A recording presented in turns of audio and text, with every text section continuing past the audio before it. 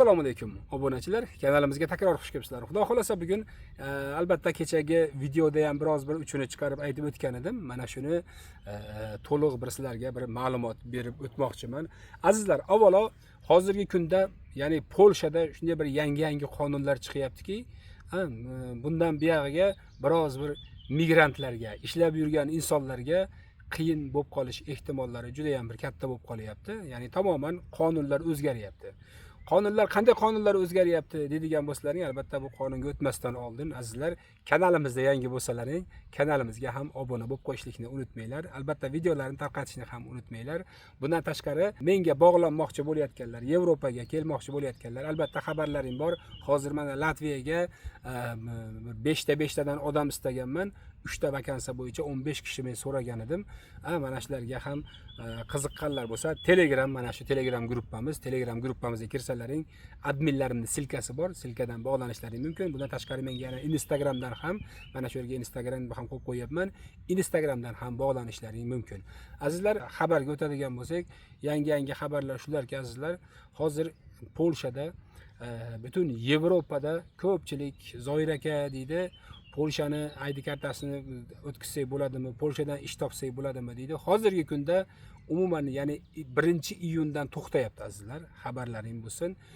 Bolgariyadan kelgani ham, Xorvatiyadan kelgani ham, Latviyadan kelgani ham 1-iyungacha faqatgina qo'lingizda ishchi viza bilan kelasizmi, ID karta bilan kelasizmi, faqatgina Polshada 3 oylik yurishga ijozat beradi xolos. Ya'ni sizlarga ID kartalaringni almashtirishga iloji yo'q endi bundan buyog'iga, xabarlaring bo'lsin. Xo'p, yana bir narsa bor. Agar sizlar Polski ID kartalaring bo'ladigan bo'lsa, отпечаткаga kirib chiqqansiz, ya'ni ID kartangiz tugab ketgan, yana takror bir отпечаткаga kirgansiz, отпечаткangizda hali beri bir ishingiz tezlashib, bir nima bo'lib ketmayapti. Albatta mana shunday insonlarga biz yordamchi bo'lamiz. Bir miqdor albatta pullari ham bor buni. Agar bir tezroq bir hal bo'lishni xohlayotgan insonlar bo'lsa, ya'ni 3 oydan to 6 oygacha, 5 oy, 6 oygacha qilib beriladi.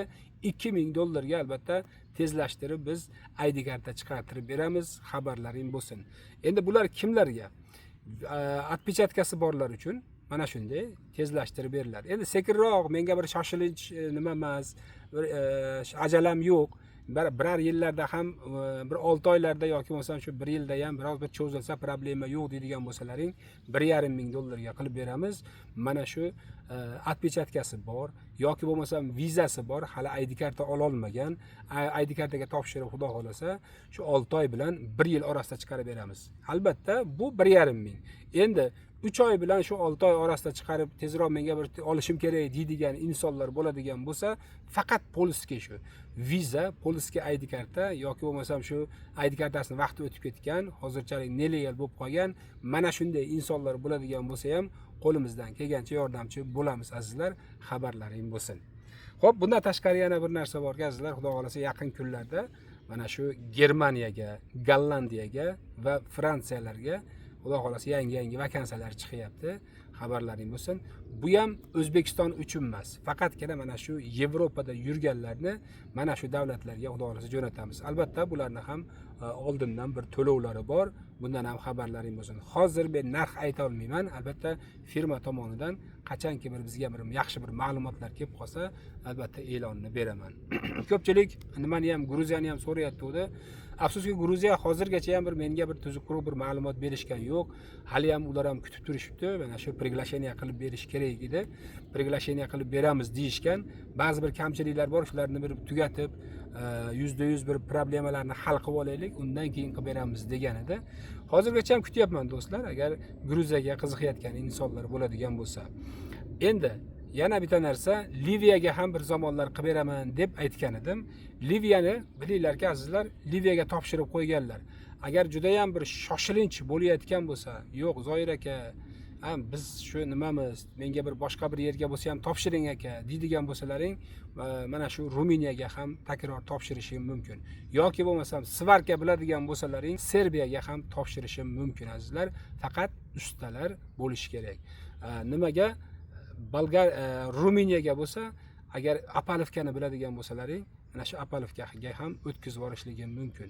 Endi bilinglar, buni ham albatta bosh to'lovini qilib qo'yganlar bo'lsa, mana shu Liviya uchun. Liviya albatta davom etyapti. Faqat mana shu Ichki ishlar vazirligiga topshirib qo'yilgan. Ichki ishlar vazirligidan hali hozirgacha ham okey chiqqan yo'q. Firma kutib turibdi. Firma mana shu hamma yo'g'ini tayyor qilib qo'ygan. Faqat mana shu okey berishini kutib turibdi.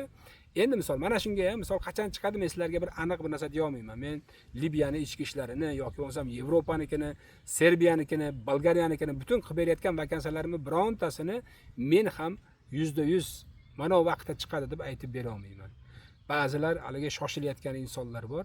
Shularni ham tavakkal endi bir Ruminiyaga ham topshirishga bo'ladi. Agar Apolovkani biladigan insonlar bo'lsa, topshiramiz. To'lov qilinmaydi.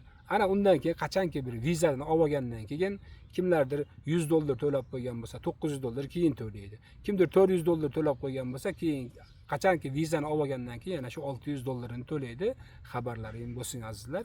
Mana shu sizlarga yetkazib qo'yadiganim, albatta bugungi o'zi asosiy bir maqsadim mana shu Yevropada hozir juda ham bir qonunlar o'zgargan. Bo'lib ham Polshada bilinglarki, endi bundan buyog'iga, ya'ni 1-iyundan ya'ni bu qonunlar kuchga kiradi. Bilinglarki, mana shu Bolgariyada bo'lsangiz, endi bundan buyog'iga mendan ya'ni savol so'rab chiqmay qo'yaveringlar, lekin qonun o'zgarganligi uchun imkoni yo'q endi. Xorvatiyaniki ham bo'lsin, Latviyaniki ham bo'lsin, Litvaniki bo'lsin, Slovakiyaniki bo'lsin, boshqa bir davlatlarniki bo'lsin, Polshadan endi ID kart ola olmaysizlar. Kelib faqatgina 3 oy yurishlaringga ijozat beradi xolos. Ishlashga emas bu ham. Faqat turist bo'lib aylanib ketishlikka izn beradi. Albatta qaytishlaring kerak bo'ladi. Agar qaytmaydigan bo'lsalaring, qattiq ushlab yerda agar 3 oyda o'tkazib yuborgan bo'lsalaring, bilinglarki, yo katta bir jarimaga nima qiladi, jarima soladi yoki bo'lmasa ushlab deport qiladi. Xabarlaring bo'lsin. Mana shunday hozir Yevropada, bo'lib ham Polshada mana shunday qonunlar chiqdi.